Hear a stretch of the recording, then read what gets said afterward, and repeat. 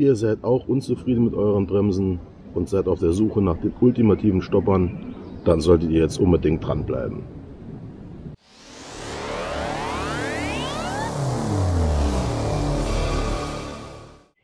Hallo Freunde des gepflegten Radsports und willkommen auf meinem Kanal. Ja, heute gibt es ein neues Video in Sachen Bremsen. Wer kennt es nicht? Ein schwammiger Druckpunkt, nerviges Gequietsche, keine Bremsleistung oder zu wenig Bremsleistung. Am Ende vom Trail ist nichts mehr übrig, die Bremsen stinken, nichts passiert. Da gibt es eine Lösung, das Zauberwort heißt Shigura. Ja, wie der Name schon sagt, das Ganze ist eine Mischung aus Shimano und Magura. In diesem Fall die Magura Bremszangen, die direkt an der Scheibe sitzen, und die Shimano Geber oben am Lenker. In meinem Fall sind das oben am Lenker die XT, das sind die 8100er, und die MT7 Geber an der Gabel und am Rahmen. Ja, für mich ist das Ganze die ultimative Bremse. Wie ich dazu kam und warum ich umgebaut habe, das erkläre ich euch jetzt. Wie ihr seht, bin ich einer der schwereren Fraktionen. Der typische E-Biker halt, da beißt die Maus keinen Faden ab. Der typische E-Biker hat 90 Kilo aufwärts, eher dreistellig sogar. Durch meinen Kraftsport, den ich schon jahrelang betreibe, bin ich sowieso schon immer etwas schwerer und kam dann durch den Cardio, den ich machen musste, zum Rad und hatte schon immer Probleme mit der Bremse. Ja, es war halt eben so, dass aus mein erhöhtes Gewicht die Bremse immer ziemlich schnell in die Knie ging. Ich hatte damals auf meinem Cross-Country Biobike hatte ich eine Shimano XT, die habe ich zum Teil auf Saint umgebaut. Die war dann teilweise standhaft für mich. Ja, die Shimano, das war immer so eine Sache mit dem Bremsen, das war mehr so das An-Aus, entweder bremst du voll oder gar nicht, das war wie mit dem Schalter so ein An-Aus. Musste man sich auch dran gewöhnen. Da war das Rad aber auch noch um einiges leichter. Dann, als ich 2019 zum E-Bike umgestiegen bin, hatte ich auf dem ersten Bike das war ein Highbike, da hatte ich die Tektro drauf, also eine Tochterfirma von Shimano, eine Vierkolbenanlage. Die war schon ganz okay, aber für das Gewicht halt eben auch völlig maßlos überfordert. Darauf habe ich auf die MT5 umgebaut und siehe da, das war dann auch schon eine ganz andere Hausnummer. Dann ging es später zu meinem Giant hier. Da war original eine SRAM verbaut, die Code. Ich muss sagen, die ließ sich sehr geil dosieren.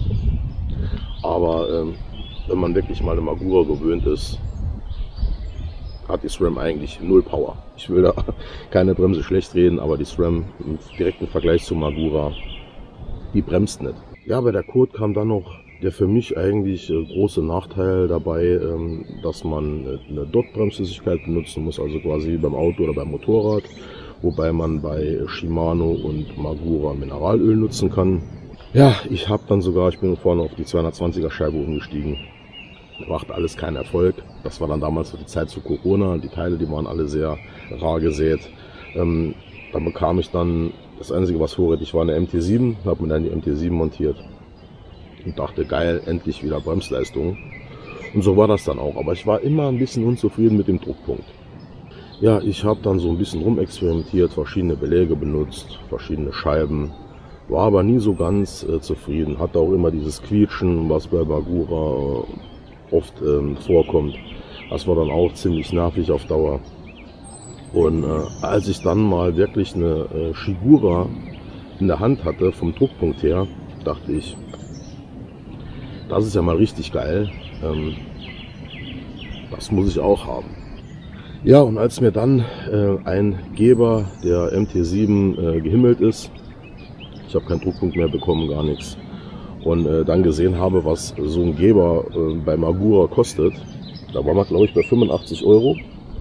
Und für 90 Euro bekomme ich einen linken und einen rechten Shimano XT-Geber. Da war für mich die Sache klar. Ich baue mir eine Shigura und ich habe es bis heute nicht bereut. Und ich will auch nichts anderes mehr fahren, ganz ehrlich. Zum Umbau, das ist so einfach wie genial. Hier braucht quasi oben einmal linken, einmal rechten Geber von Shimano. Da könnt ihr quasi einen Deore holen, einen XT, einen XTR, das bleibt euch überlassen, was euer Geldbeutel hergibt.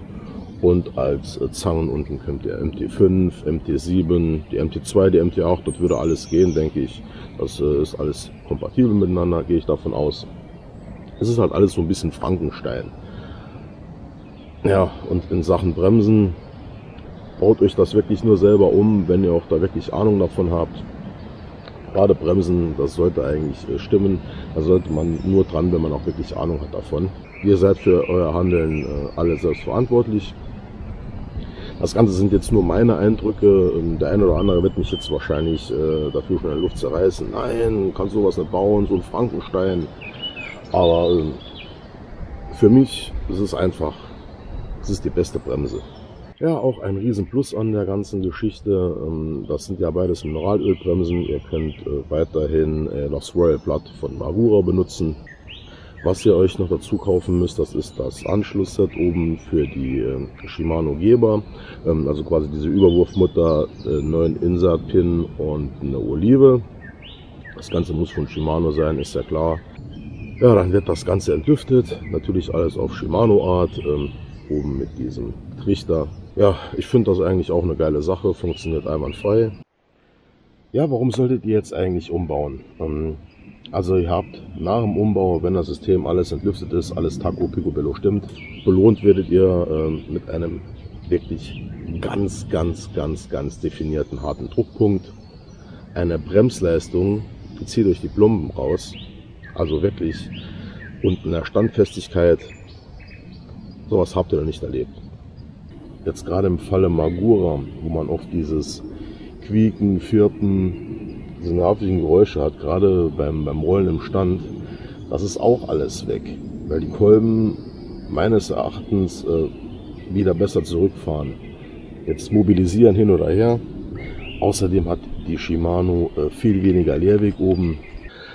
Zudem habt ihr sehr geil ergonomische Einfingergriffe dabei. Ihr habt eine Griffweitenverstellung, die ihr werkzeuglos verstellen könnt, und ihr habt eine Druckpunktverstellung. Das gibt es bei Magura auch nur mit den HC3-Hebel. Und da kosten die Hebel auch schon dreistellig. Das Paar. Also das habt ihr hier alles für 90 € schon inklu. Ja, Scheiben könnt ihr eigentlich fahren, so ziemlich was ihr wollt. Aber wenn ihr es halt eben wirklich krachen lassen wollt, dann empfehle ich euch auch zweiteilige Scheiben. Ich habe in meinem Fall die Hope Floating Disc in 203 hinten und 220 vorne. Ich fahre vorne die Trickstoff-Beläge, die 170er Power und hinten aktuell die Galfa Grün. Habe hinten aber auch schon öfters die Original Magura Performance benutzt und die habe ich auch wieder zu Hause liegen. Die werden dann als nächstes wieder reinkommen. Und vorne werde ich aber bei den Trickstoff bleiben. Das ist echt eine super Kombi. Ich habe bis jetzt noch keinen Trail erlebt, wo die Bremse wirklich an ihre Grenzen gestoßen ist. Jeder, der mit seiner Bremse unzufrieden ist, baut um auf Shigura. Ich kann es echt nur empfehlen.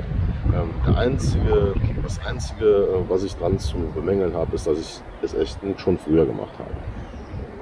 Ja, in diesem Sinne, ihr wisst Bescheid, wenn euch das Video gefallen hat, lasst mir gerne einen Daumen hoch da, ein Abo, wenn ihr es noch nicht getan habt. Läutet die Glocke und ihr werdet zukünftig keine neuen Videos mehr verpassen. Ja, und dann sehen wir uns hoffentlich das nächste Mal wieder auf dem Trail. Bis dahin, ride safe and have fun. Euer KP Performance. Ciao. Baby, you give me ice and fire. You're giving me